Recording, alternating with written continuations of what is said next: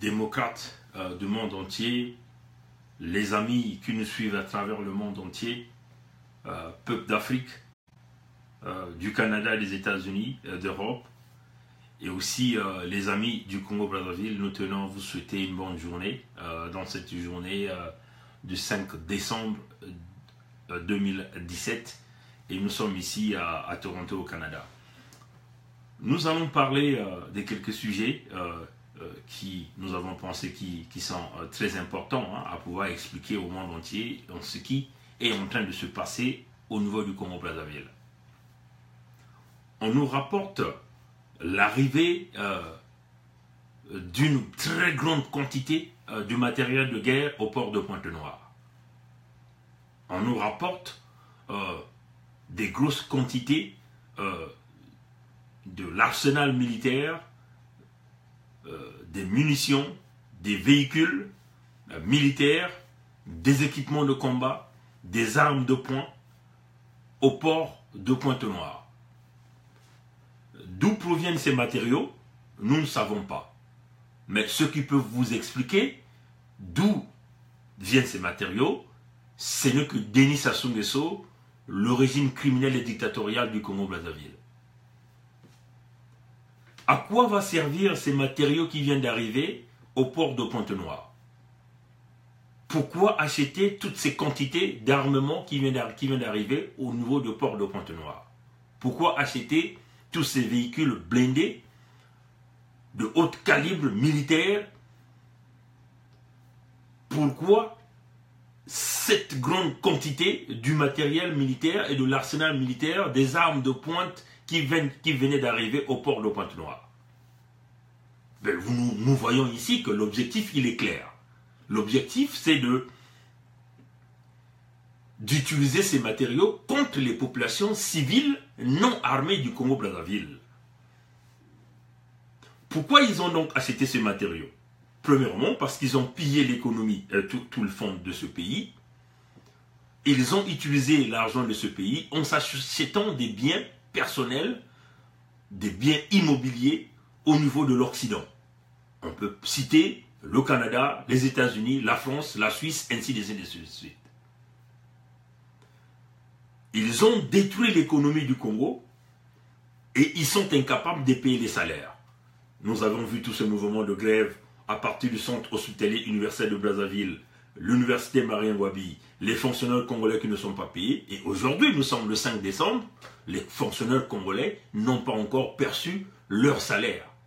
Donc au Congo, on parle dans ce terme, quand même que nous sommes le 5 décembre, mais au Congo, on parle du thème du 35, parce que la fin du mois est déjà arrivée, les salaires ne sont pas là.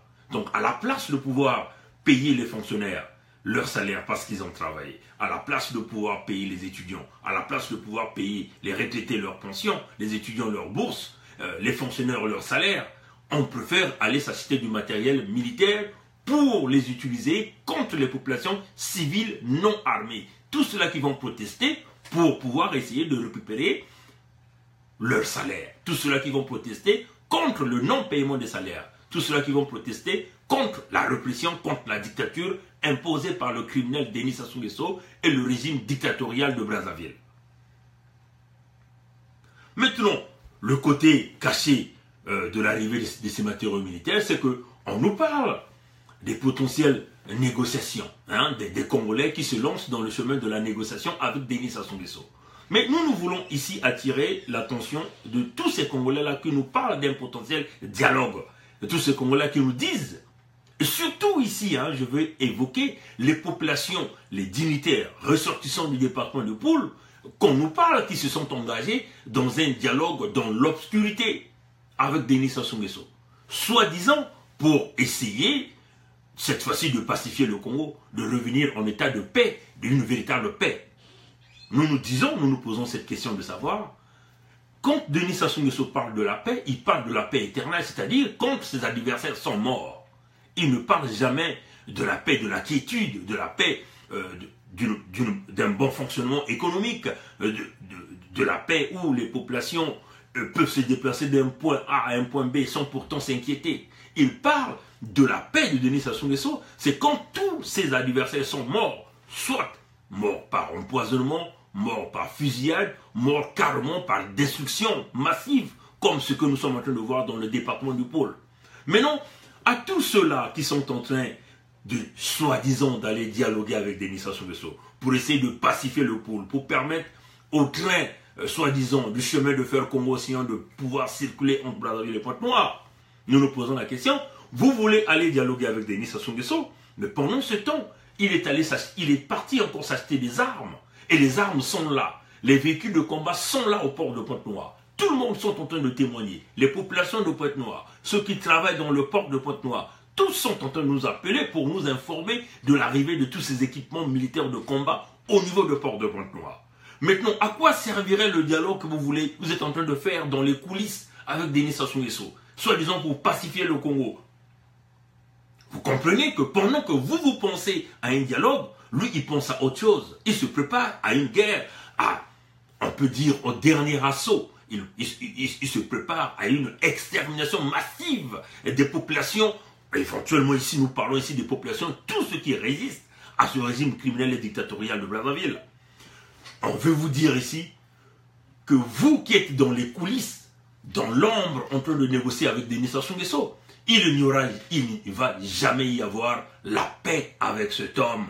Parce que l'homme, il s'achète des munitions, il s'achète toutes les armes qu'il est en train de s'acheter au niveau qui venait d'arriver au port de Pointe-Noire, sera bien utilisé sur vous qui voulez aller, soi-disant, négocier. Vous le savez que avec Denis Sassou Nguesso, il ne peut jamais y avoir une véritable paix. Parce que l'homme va continuer à revenir, à massacrer des populations.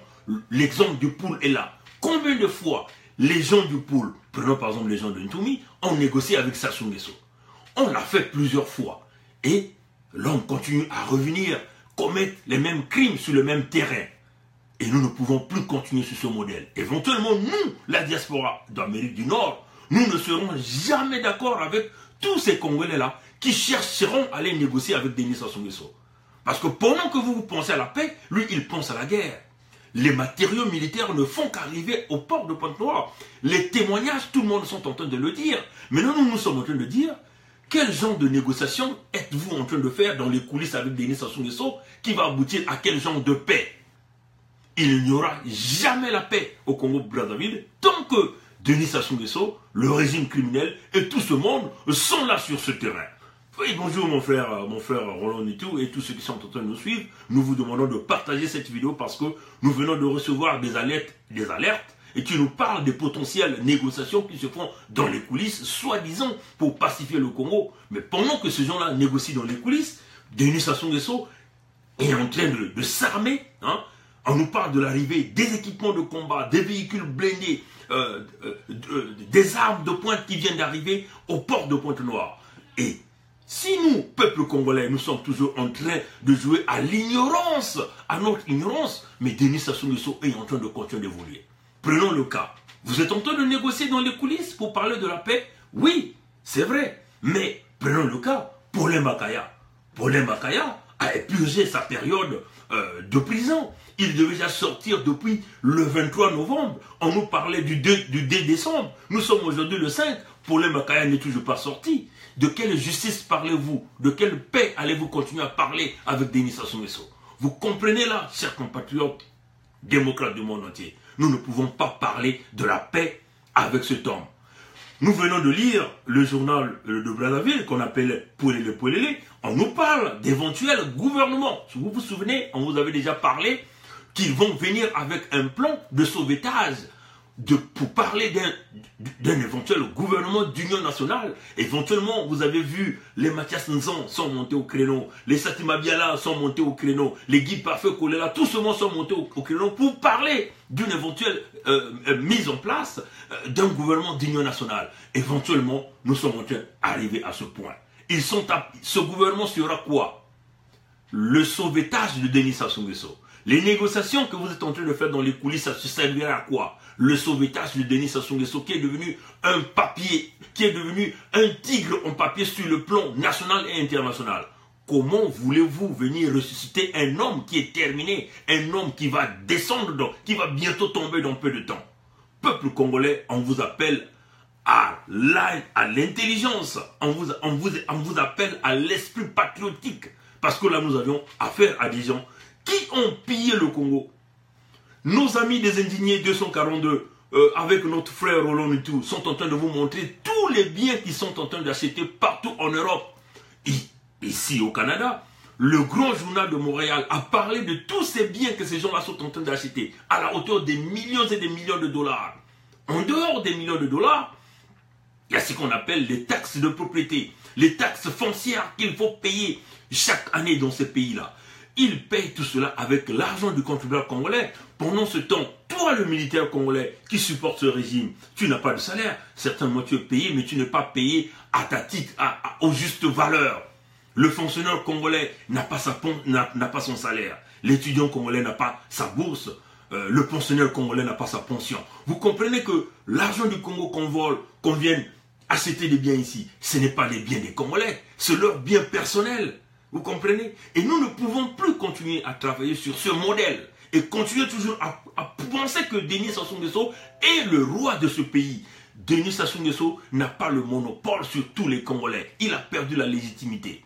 C'est à nous, peuple congolais, de chercher à se battre. Pour nous, la solution militaire est l'objectif numéro 1. Il ne peut y avoir un dialogue franc avec cet homme. Parce que c'est lui qui pille, c'est lui qui détruit, c'est lui qui tue le Congo. Parlons le cas du pôle. Un département avec plus de 380 000 habitants. Aujourd'hui, on nous parle de 100 000 habitants qui sont dans le département de la Bouenza en tant que réfugiés. Parce qu'ils ont fui leur département. Mais où sont partis les 280 000 autres populations de ce département? Vous comprenez qu'ils ont été massacrés, chers compatriotes. Donc, nous ne pouvons pas penser que Denis Sassou Nguesso est la solution de ce pays. Denis Sassou Nguesso ne peut jamais être la solution de ce pays. Nous devons nous battre par tous les moyens de détruire. Quand on parle de détruire Sassou, nous parlons ici de Sassou Nguesso, de tout son noyau, de tout ce régime militaire, criminel et dictatorial. Il faut que nous arrivions à briser cela. Il faut que nous arrivions à comprendre que les négociations n'est plus l'option numéro 1. L'option numéro 1, c'est l'option militaire. Et nous travaillons sur l'option militaire. Et c'est cela. Il n'y a rien à faire. Nous travaillons sur l'option militaire. Il faut que nous arrivions à briser Sassou. Il faut que nous arrivions à détruire tout ce régime criminel et dictatorial. Le dialogue ne donnera rien. Sassou Nguesso demeure le boulanger numéro 1 du Congo. Le destructeur numéro 1 des vies au niveau du Congo. Maintenant, vous voulez aller négocier, vous allez obtenir quoi? Vous allez aller dans le gouvernement, n'est-ce pas? Et ça va aboutir à quoi? Le Fonds monétaire international leur a dit qu'ils vont encore venir. Voilà pourquoi ils veulent précipiter des choses pour parler des négociations avec ceux qui sont dans la résistance au niveau du Congo. Et ils vont donc présenter au Fonds monétaire international que ben voilà, nous sommes en train de pacifier le Congo. Et nous avons mis en place un gouvernement d'union nationale. Et c'est cela, ils veulent obtenir de l'argent. Mais même si on leur donne cet argent, vous croyez que l'argent là va vous servir à vous? Non, chers compatriotes démocrates du monde entier. Si jamais le Congo reçoit le prêt auprès du Fonds monétaire international, ce fonds servirait à payer les créances, c'est-à-dire à payer toutes les dettes du Congo. Le Congo n'aura rien en liquide entre ses mains. Donc toi, le fonctionnaire congolais, toi, le militaire congolais, certainement que tu es le privilégié de ce régime parce qu'il faut forcément vous payer pour continuer à sauvegarder le régime. Mais en tout cas, les fonctionnaires congolais, les retraités, les étudiants, vous allez continuer à demeurer dans la misère parce que l'argent qu'on va donner au Congo servirait à payer les dettes que le Congo a contractées et que Sassou Nguesso a contractées au nom des Congolais. Que Kiki Sassou Nguesso a contracté au nom des Congolais. Que Ondongo, que Bouya ont contracté au nom des Congolais. Que Henri Nzombo a contracté au nom du Congo. Vous voyez, chers compatriotes. Donc c'est une façon de vous dire que vous qui êtes dans les coulisses en train de vouloir négocier avec Sassou Nguesso, la négociation n'aboutira à rien. Ce n'est qu'à la souffrance des populations. Oui, vous serez bien parce que vous aurez certainement promis à un poste quelque part ministériel, mais le peuple va continuer à souffrir. Et nous ne sommes pas dans cette direction-là. Nous ne sommes pas dans cette façon de faire la politique, c'est-à-dire une petite poignée de gens qui font la merde et après qui vont s'associer avec Denis Sassou Nguesso et que le peuple continue à subir. Nous ne sommes plus de cette politique. Cette vision de faire la politique n'est pas la vision qui représente le 21e siècle. Nous avons tous vu l'intervention du président du Ghana quand il a reçu le président français M. Macron à Accra. Nous avons vu la vision d'un homme politique, la vision d'un Africain qui pense différemment, la vision de la politique anglophone par rapport à la politique francophone d'Afrique. Prenons la différence quand nous essayons de voir comment le président de Burkina a été, quand il a reçu Macron, comment il a été pris comme un petit enfant, incapable de s'exprimer, incapable de montrer son leadership. Mais regardez la différence avec le président du Ghana. La vision politique, la vision de son Afrique, la vision de la jeunesse africaine. C'est cela notre vision. C'est-à-dire des jeunes Africains qui doivent comprendre que nous ne pouvons plus continuer à travailler avec les mêmes présidents poubelles qui sont restés 40 ans, 50 ans au pouvoir, mais qui n'ont jamais pu donner le minimum à ces populations. Mais par contre, eux, ils se sont enrichis avec leur famille et les populations continuent à souffrir. Ils ont endetté les pays. Ils continuent à quémander auprès des Occidentaux. Mais quand même quand on leur donne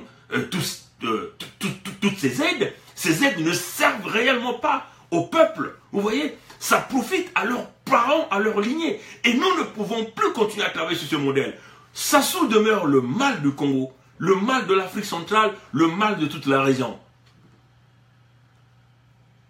Le terrorisme dont ils ont évoqué, l'anarque qu'ils ont voulu mettre en place contre l'ambassade des États-Unis, l'ambassade de la France, tout ça là, nous le savons, et les Américains le savent. Et vous voyez que l'homme est dans une direction où il utilise toutes les techniques possibles pour essayer de se rajeter du point de vue international et national.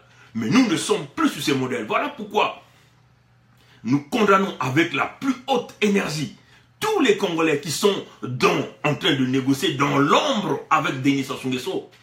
Nous condamnons avec énergie tous ces Congolais qui continuent à croire que Denis Sassou Nguesso est la solution du Congo. Pour nous, cet homme doit être supprimé. Cet homme ne doit plus vivre tout cela qui sont en train de commettre la destruction des populations, le meurtre des populations, non plus leur vie sur cette planète. Et l'espèce de Sassou, l'espèce de reptilien que nous lui donnons, ne lui donne plus. Nous ne pouvons plus accepter que cet homme puisse continuer à vivre. Et voilà pourquoi nous travaillons sur une solution militaire. Et nous le disons haut et fort que tous ceux-là qui continuent à supporter Sassou commencent à le comprendre que nous ne sommes plus, il n'y aura jamais une négociation, une quelconque négociation de notre part avec Sassou. Nous, la solution du Congo passe par une solution militaire et c'est cela que nous travaillons. Voilà pourquoi nous demandons à tous ceux-là, tous les partenaires canadiens, américains, européens, africains, asiatiques, qui pensent que il est temps de pouvoir travailler avec des politiques d'inclusion de la jeunesse qui ont une vision de partage de la richesse, de nous contacter, que nous puissions travailler ensemble sur un plan. Nous avons notre plan qui est déjà mis en place et nous continuons à appeler tous ceux-là qui sont d'accord avec notre projet de détruire le régime criminel et dictatorial, de mettre en place une véritable politique, une véritable vision pour l'économie africaine, de se rallier à nous et nous allons continuer à travailler. Voilà un peu, chers compatriotes du Congo-Brazzaville, nous tenons à vous dire encore que nous sommes très en colère contre tous les Congolais, tous ceux-là qui sont en train de négocier dans l'ombre, dans l'obscurité, dans les ténèbres, alors que le peuple est en train de souffrir. Les hôpitaux sont complètement fermés. Et est-ce que cela est normal? Est-ce que cela est normal?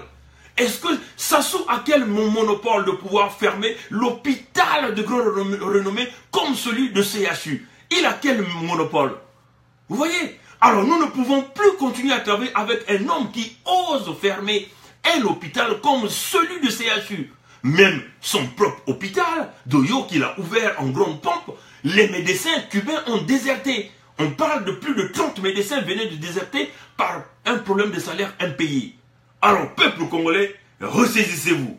Ceux-là qui nous parlent du dialogue, pendant que vous parlez du dialogue, l'homme est en train de s'équiper militairement, matériellement, pour continuer à briser les populations au niveau du sud du Congo, même au niveau du nord du Congo. Donc, ouvrez grandement les yeux. Maintenant, nous demandons à la population de Pointe-Noire, trouvez des voies et moyens pour aller briser ces matériaux qu'il a déposés au port de Pointe-Noire. Trouvez des voies et moyens. aller dynamiter ces matériaux-là, aller brûler ces véhicules-là. Même aux douaniers qui comprennent que la cause nationale est la bienvenue. La solution nationale, tous ceux-là qui mettront la main à la pâte pour sauver le Congo est la bienvenue.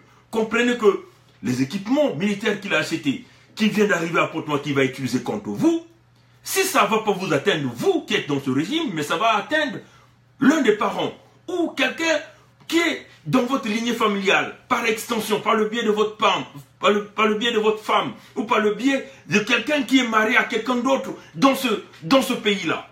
Luttons pour pouvoir sauvegarder le Congo. Nous ne pouvons pas accepter que cet homme continue à acheter du matériel militaire, qu'il va avec l'argent du peuple congolais. Pendant ce temps, le peuple congolais continue à être affamé.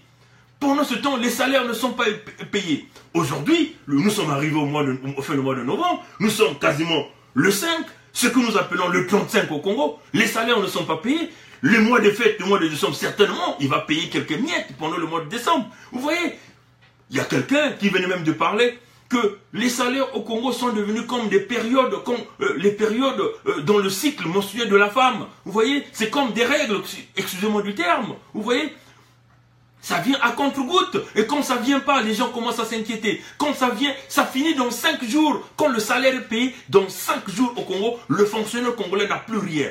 Nous ne pouvons plus continuer avec ce modèle qui pille, qui détruit le Congo.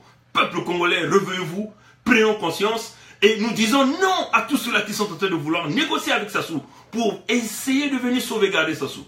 À tous ceux-là qui veulent aller dans leur gouvernement, comme Paulé venait de le dire, gouvernement d'union nationale, tous ceux-là qui iront dans ce régime criminel et dictatorial sont contre le peuple congolais et nous combattons tout cela et nous détruisons cela quand nous allons arriver avec notre solution militaire. Voilà un peu ce que nous tenons à dire et nous tenons à vous informer que nous serons à Montréal, nous allons faire une émission samedi, nous allons rencontrer, on fera Bernard Pongui et Norba de Paris fera une émission spéciale et nous parlerons des problèmes du Congo ce samedi à Montréal et nous demandons à tous les Congolais et nous allons tout faire de notre mieux que cette émission sorte en ligne et aussi nous demandons le peuple congolais à la vigilance. Soyons unis. Le serpent du Congo est encore là. Une partie des Congolais veulent conserver leur serpent. Une partie des Congolais pensent que ce serpent demeure leur solution, quand bien même que ce serpent est en train de faire souffrir leurs parents. Ce n'est pas tous les Mossi-Doyo qui sont bénéficiaires de ce serpent-là. Ce n'est pas tous les ressortissants du Nord qui sont bénéficiaires de tout ce serpent-là. Mais non, tous ensemble, mettons-nous ensemble, parce que le plan du Congo, le plan de sauvegarde du Congo doit être un plan national. C'est-à-dire, la vision de tous les Congolais est la bienvenue. Voilà pourquoi nous disons à tous les Congolais, détruisons d'abord ce serpent, coupons d'abord la tête de ce serpent, et nous allons nous rassembler tous ensemble pour voir les modalités avec lesquelles nous allons reconduire le pays vers une nouvelle direction. Nous, dans notre vision, déjà nous sommes en train de penser pour unifier le Congo. Il est certainement très important de pouvoir suspendre d'ailleurs la fonction présidentielle. Parce que c'est cette fonction qui est en train de détruire les Congolais. C'est cette fonction qui apporte la contradiction dans les Congolais. C'est cette fonction qui apporte la haine, les guerres au niveau du Congo.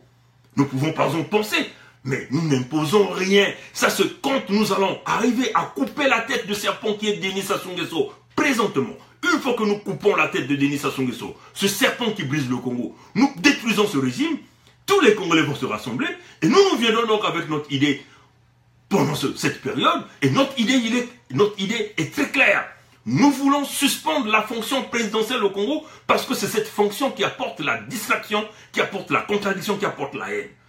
Nous allons mettre en place des modèles politiques de gouvernance qui est totalement différent de ce que nous avons présentement. C'est-à-dire un seul responsable qui a toutes les décisions du Congo. Ça sera plus ce modèle.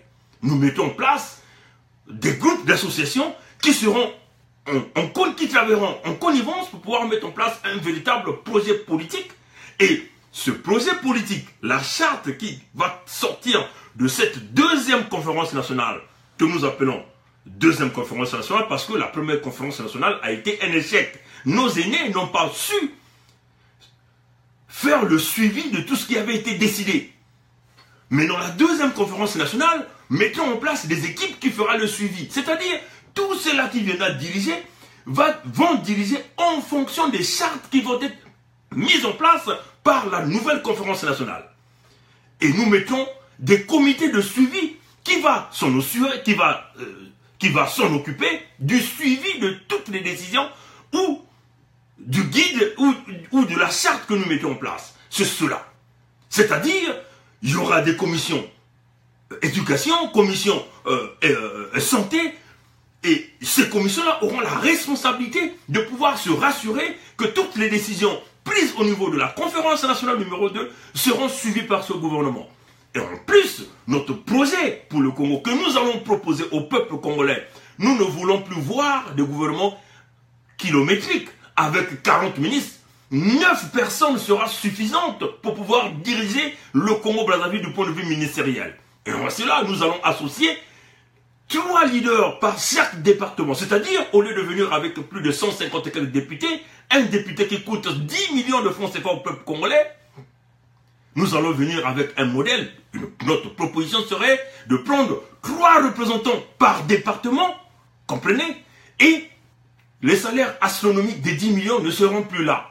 Ça ferait économiser de l'argent pour le peuple congolais. Et cet argent pourrait servir à injecter dans des programmes éducatifs, programmes de santé, ainsi de suite. C'est cela, c'est ce modèle que nous allons diriger le Congo. Le pétrole du Congo ne sera plus dirigé par un petit groupe de gens, mais ça sera une commission au niveau de ce Parlement congolais qui s'occupera des problèmes de la gestion du pétrole du Congo, bien sûr, avec les 3 représentants par département. Vous comprenez que c'est un modèle politique que nous allons mettre en place, que nous allons proposer aux Congolais, au peuple congolais, et tous ces Congolais qui viendront, après que nous arrivons à couper la tête du serpent, la tête de Sassou, de briser tout ce système, et c'est les Congolais qui verront et qui décideront dans quelle direction nous voulons emmener le Congo. Mais en tout cas pour nous, la fonction présidentielle ne sera plus là.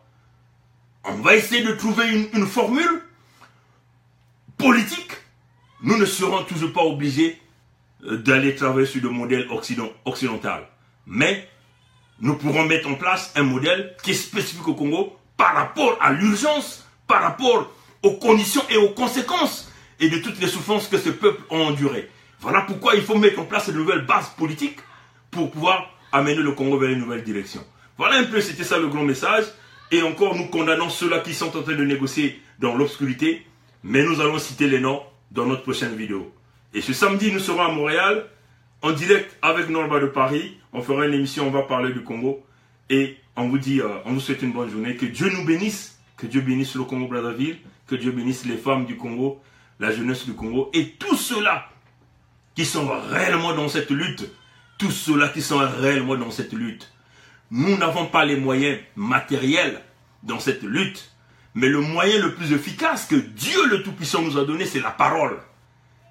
La parole qui est plus forte que l'argent, qui est plus forte que le bien matériel. Et nous ne comptons que sur notre parole. Tous les jours, les gens nous disent, mais tous les jours, vous êtes en ligne, vous êtes sur le terrain. Pourquoi vous le faites?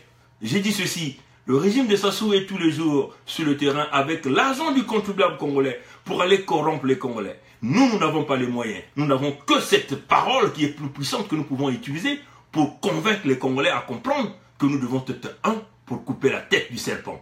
Voilà pourquoi nous sommes tous les jours en ligne. Quand on a l'opportunité, on le fait pour sensibiliser non pas seulement les Congolais, mais aussi l'opinion nationale et internationale et tous ceux-là qui comprennent que les politiques anciennes qui consistent à maintenir des reptiliens qui mettent en place des Gestapo, c'est-à-dire des polices de répression, de l'armée de répression, ne représentent plus les valeurs du XXIe siècle. Et nous avons aussi dit que l'armée congolaise n'est plus une armée qui est une armée nationale. Et ce n'est pas une armée républicaine. Il faut briser l'armée congolaise, mettre en place une nouvelle armée et des jeunes seront recrutés pas sur des affinités ethniques ou régionales, mais du point de vue des gens qui ont des visions, des gens qui seront là pour réellement travailler pour la nation. Si nous ne brisons pas l'armée congolaise, qu'est-ce qui va se passer? Il y aura un déséquilibre et le Congo ne va pas évoluer parce qu'on ira de coup d'État en coup d'État. Voilà pourquoi il faut mettre en place une véritable politique et ça sera partie de notre proposition pendant cette deuxième conférence nationale bis, et avant que nous arrivions à la deuxième conférence nationale bis, nous avions déjà un plan, il y a des partenaires qui sont prêts à nous supporter sur ce projet, de briser l'armée congolaise, et aussi, et surtout, de désarmer complètement la Gestapo, l'armée criminelle et dictatoriale du Congo-Brazzaville, afin de pouvoir mettre en place une armée qui, désormais, travaillera pour le peuple congolais, une armée qui ne sera pas là pour faire des coups d'État, à l'exemple de l'armée américaine. Il y a des généraux, mais personne ne peut faire un coup d'État, même de l'armée française. Personne ne peut faire un coup d'État, il faut travailler sur ces modèles. Voilà un peu ce que je tenais à vous dire aujourd'hui, chers compatriotes démocrates du monde entier, les amis du monde entier. Le Congo représente un véritable danger. Battons-nous. Nous nous battons pour la liberté de l'Afrique, la liberté du Congo. Non pas seulement la liberté économique, mais aussi avec de ceux-là qui préfèrent massacrer les uns et les autres parce qu'on a des idéologies totalement différentes de la vision politique.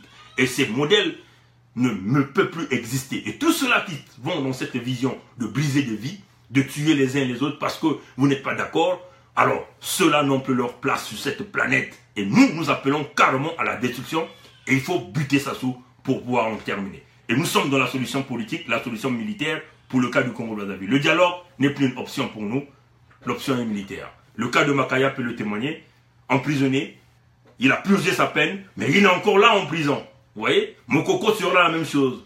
Le procès de Okombi, on a vu des intimidations, on commence à malmener des avocats, on commence à parler d'un procès à huis clos. Vous comprenez que les décisions sont déjà prises. Sassou n'est pas le roi, le Congo ne lui appartient pas et nous le briserons.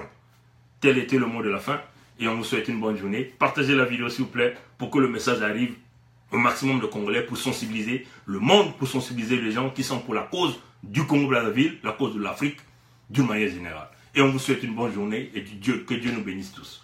Merci, au revoir.